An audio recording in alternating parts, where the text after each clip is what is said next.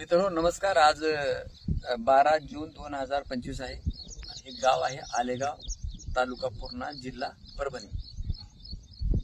तर या ठिकाणी हळदीचा प्लॉट आहे। पुढे हळदीचा प्लॉट आहे जिथे एसटीचा वापर केलेला आहे। या एसटीचा वापर केलेल्याची हळदीची पूर्ण उगवून झालेली आहे, 100% उगवून आहे।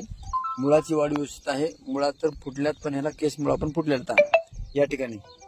आणि ज्या ठिकाणी इथं आपल्या भैयाचा दुसरा प्लॉट आहे, या ठिकाणी याचा प्रोडक्टचा वापर केला नाही, एसटीचा वापर इथं केला नाही, तर इथं उगवण म्हणजे आता उगवण सुरू झाले आहे ना।